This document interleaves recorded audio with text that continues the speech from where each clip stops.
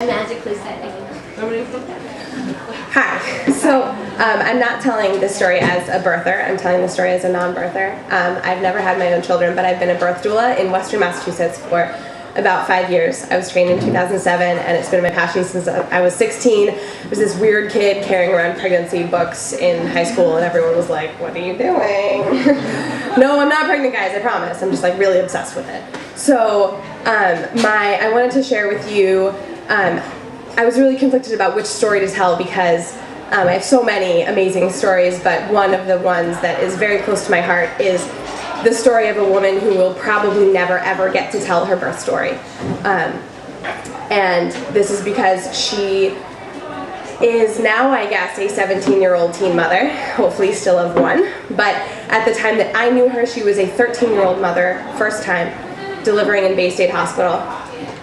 She became pregnant when she was 12. She was delivering when she was 13. So this is the story of my very first experience as a doula during a natural childbirth.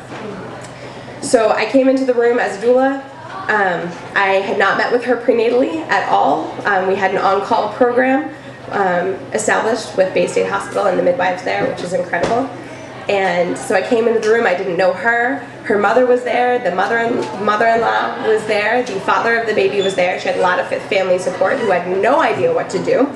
But this girl, at that time, she was in a little pink bra, barely. She should have been playing with her Barbies, but she was having a baby. And it was incredibly sad, but at the same time, it was incredibly empowering. She knew enough to ask for a birth ball because she knew what she wanted to do with her body, so she positioned herself on the birth ball and she was just rocking, and nobody told her what to do.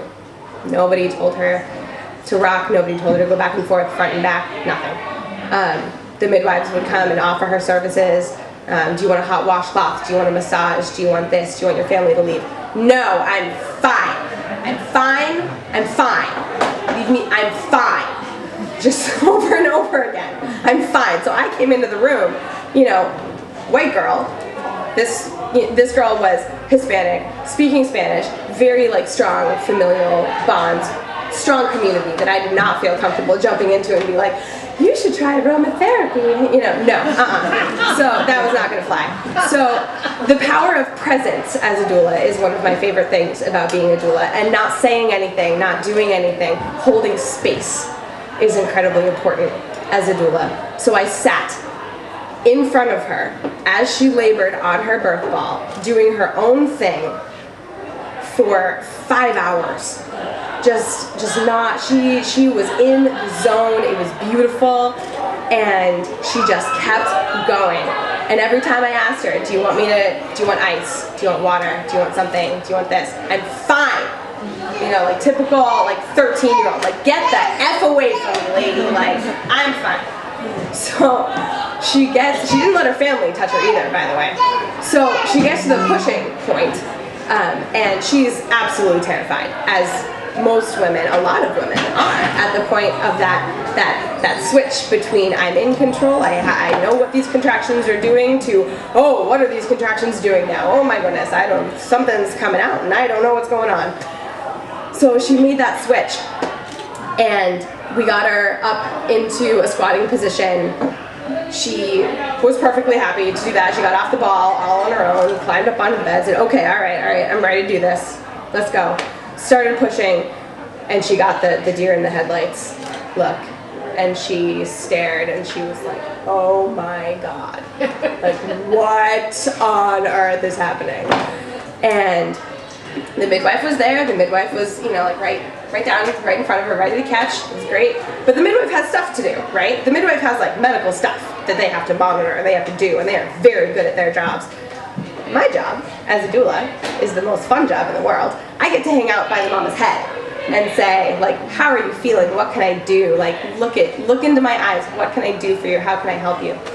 And so I knew she didn't want to be touched. I knew she didn't want to be interacted with. She was doing her own thing. So I get up by her head, and all of a sudden she looks at me, totally glassy-eyed, and she just grabs my head and pulls it into her chest and pushes with all her might into my head. Like just into my head. Over and over and over. And in between pushes, she would let go. I didn't touch you. I didn't do anything. What are you talking about? And then all of a sudden, glassy-eyed, looked at me, grabbed my head, and I was the only one she made eye contact with. The whole time she was pushing. But she made that connection with another woman in the room while she was pushing, and you could see something click. And the reason I called her a woman at the beginning of this story, and then sort of shifted into calling her a girl, and now I'm shifting into calling her a woman again, because during that period, she transitioned. And she caught her own baby. She reached down and she caught her own baby, and she brought her baby up, and that little pink bralette disappeared, and she nursed her son in front of everyone, and it was gorgeous. And that was the very first natural childbirth that I ever saw. And it will forever stay with me as exactly what should happen.